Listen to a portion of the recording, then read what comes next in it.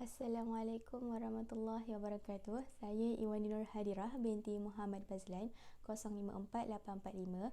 Saya akan teruskan pembentangan kumpulan 13 pada subtopik pandangan ulama lain mengenai Sahliyah. Okey, dalam tokoh Sahliyah ni lebih kepada mujahadah nafs, iaitu melawan nafsu. Okey. Muhammad bin Yusuf Al-Sanusi menetapkan satu set keadaan yang membolehkan kita untuk bercita-cita bermusafir menuju Allah Ta'ala ni dengan penuh yakin. Yang pertama sekali dia kena mujahadah nafs. Okey, sebab kita tahu banyak penyakit yang boleh datang bila kita tak boleh nak lawan ni. Antaranya ialah sombong, takabur, tipu daya, dengki, tekan kepimpinan dan tamak.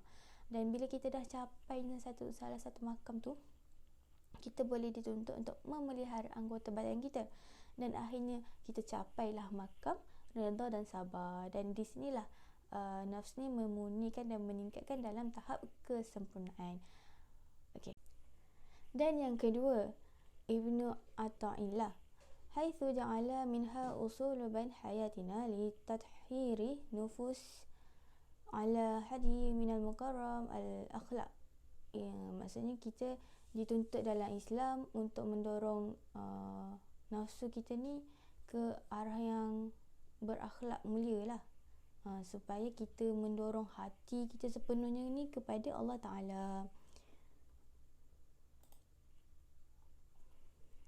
Inilah cara hidup, uslub kita untuk mensucikan nafsu. Okey. Jadi Ibnu Athaillah ni dia berminat untuk mengajar dan membimbing tanpa sebut isim tarbiyah tu. Maksudnya dia tidak memfokuskanlah dengan takrifan-takrifan tertentu. Dia memfokuskan apa pentingnya proses dia tu untuk penghalusan akhlak, dan tumpuan diberikan kepada faktor ini adalah dengan latihan, berjihad, bermujahadah, melawan nafsu, macam tu. Al-mu'min alladhi yukhalitul nas wa yasbiru ala adahum khairum mimman la yukhalitu an-nas wa la yasbiru ala adahum.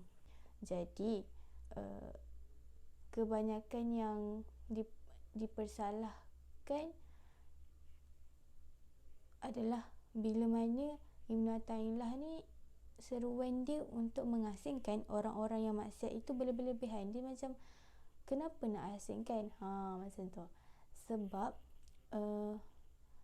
dengan hadis Nabi sallallahu alaihi wasallam, Rasulullah sallallahu alaihi wasallam dengan sabdanya, orang mukmin yang bergaul dengan manusia dan bersabar terhadap gangguan mereka adalah lebih baik daripada orang yang tidak bergaul dengan manusia yang tidak bersabar terhadap gangguan mereka. Kemudian maqalah min at-tasawuf thurah ruhiyatu fil Islam. Abu Sa'id Al-Kharas berkatalah, sesiapa yang menyangka dengan berusaha dia akan mencapai apa yang diingininya, maka dia berdegil, iaitu penat dengan dirinya. Dan sesiapa yang menyangka tanpa usaha akan sampai, maka berhajatlah. Abu Bakar Al-Wasiti pun berkata pula, bahagian maqamat dibahagikan dua julukan dilakukan. Bagaimana boleh dipanggil dengan gerakan atau diperolehi dengan usaha? Okey. Maksudnya hawa nafsu ni kita kena kawal dia, kita kena untuk kita kawal lah keinginan dia tu. Okey. Sebab kita tahu kegairahan dia, macam mana dia tarik, macam mana dia boleh cenderung. Dia macam terus nak keseronokan saja.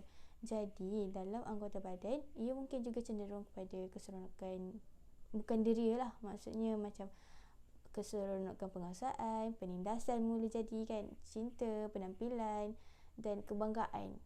Bagi orang yang mencari kehormatan dan kebebaan, dia boleh tertinggal kat situ. Maksudnya dia boleh hilangnya jalan kepada Allah dan boleh menyesatkan orang lain pula. Jadi dekat situ lah kita nampak perbuatan syaitan ni. Macam kalau boleh nampak, Ibrahim Al-Khawas pula dia cakap, 70 tahun yang lalu saya menghabiskan masa dekat satu tempat lah untuk dia bertapa ke apa kan, untuk menjaga seekor anjing bermaksud dirinya dan menghalangnya daripada manusia. Ibrahim berapa lama kamu mencari orang ni? Carilah sendiri, dan jika kamu menjumpai dia, jagalah dan perhatikanlah ia, kerana nafsu memakai 360 pakaian setiap hari dan menyesatkan pemiliknya. Jadinya bahaya ni nafsu ni, sampai kita kena kawal dia. Macam tu. Sebabnya syaitan ni dia tak masuk dalam hati seorang hamba ni sehingga dia melakukan dosa.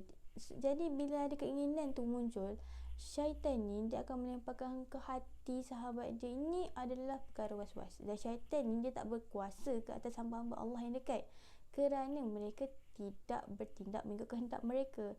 Maksudnya Allah Ta'ala berfirman kepada Iblis, sesungguhnya kamu tidak berkuasa atas hamba-hambaku, melainkan mereka yang mengikut kamu dari kalangan orang-orang yang sesat.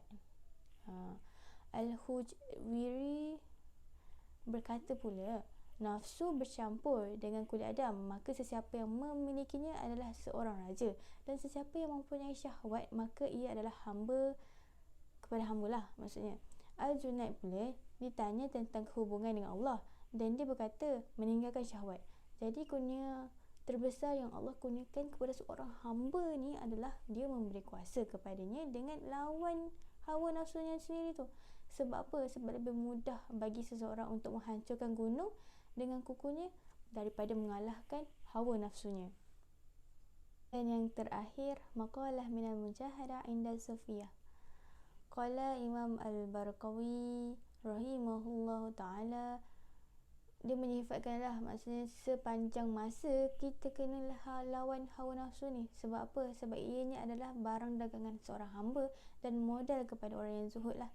Sebab bila kita cegah nafsu ni, kita menjadikan kita bermujahadah, maka itu adalah petunjuk. Sebab kita nak petunjuk lah, kita nak daripada Allah Ta'ala. Sebab Allah Ta'ala berfirman, dan orang-orang yang berjihad untuk mencari keredaan kami, pasti kami akan tunjukkan kepada mereka jalan-jalan kami. Allah juga berfirman dalam surah Al-Ankabut ayat 6, dan sesiapa yang berjihad, sesungguhnya dia telah berusaha untuk dirinya sendiri. Berkata qala Abu Ali Al-Daqqa rahimahullah, sesiapa yang menghiasi penampilannya dengan bermujahadah, Allah akan menjadikan rahsianya indah dengan penyaksiannya. Dan Allah Ta'ala berfirman, dan orang-orang yang berjihad untuk kami, pasti kami akan bimbingnya ke jalan kami. Dan ketahuilah bahawa sesiapa yang tidak berada di awal mujahadah, dia tidak akan mendapat bau dalam faedah ini. Maksudnya dia tak lepas dalam untuk menawan nafsu, jadi dia tak dapat langsung. Bau pun tak dapat, macam itulah. Qala Abu Usman Al-Maghribi rahimahullah, sesiapa yang menyangka akan dibukakan kepadanya seperti ini atau diwahyukan kepadanya sesuatu daripadanya tanpa perlu berusaha, maka dia dalam kesesatan. Imam Al-Junaid rahimahullah berkata, aku mendengar Al-Sari Al-Saqati berkata, wahai para pemuda, berjihadlah sebelum kamu mencapai tahapku, maka kamu melemahkan dan memendekkan sebagaimana kamu melemahkan dan memendekkan. Pada masa itu orang muda tidak mengikutinya dalam ibadat. Jadinya kita, bila kita tengok sesuatu tu, kita kena mujahadah. Kenapa dia buat macam ni? Salah ni. Kalau dah salah tu jangan ikut. Macam tu lah. Ibnu Ajibah rahimahullah berkata, semestinya pada permulaan memasuki jalan harus bermujahadah, kena berjuang, kena jujur dan meredailah. Dan jika dengan apa yang kita ada, manifestasi sungguh-sungguh ni, sampailah kita dapat ke penghujung, kita nampak dah masa depan. Macam itulah. Sesiapa yang mencerahkan permulaannya, begitu juga pengakhirannya. Maka sesiapa yang lihat bersungguh-sungguh dalam mencari kebenaran, mengorbankan dirinya, wang harta lah kan, jiwanya, kehormatannya, martabatnya untuk mencapai memenuhkan ibadat dengan tanggungjawab rububiyah, kita tahu terangnya penghujung dengan mencapai kekasihnya. Dan jika kita lihat dia kurang, maka kita tahulah kurang dia daripada mana-mana ke mana-mana. Sebab kita dah pernah sebut kan, dia kena korbankan diri dia, harta dia, macam-macam lah dia kena korbankan. Okey, yang keenam, Syekh Islam Zakaria Al-Ansari rahimahullah berkata dalam ulasannya tentang mesej Qushairi, keselamatan nafsu adalah seorang melawan hawa nafsunya dan menyuruhnya melakukan apa yang diminta Tuhannya. Maksudnya ikut perintah Allah Ta'ala lah untuk kita bermujahadah ni, biar bersungguh-sungguh, biar biar macam tu, supaya kita rasa macam bila kita macam bermujahadah ni, nafsu kita tu berehat, dia bertenang macam tu. Sebabnya untuk melawan hawa nafsu ni sangat susah. Dan ada prinsip satu prinsip ni, sesiapa yang memasuki prinsip ni akan dapat akses, dan sesiapa yang meninggalkan prinsip ni akan kehilangan akses tu lah. Maksudnya inilah cara dia untuk kita lebih memahami kenapa kita kena lawan hawa nafsu. Sebab hawa nafsu ni sangat-sangat, dia benda yang simple, tapi benda tu sangat mencenderungkan diri kita ke jalan kejahatan. Jadi sebab itulah kita kena lawan hawa nafsu kita. Itu sahaja daripada saya dan pandangan ulama lain. Wabillahi taufiq wal hidayah. Wassalamualaikum warahmatullahi wabarakatuh.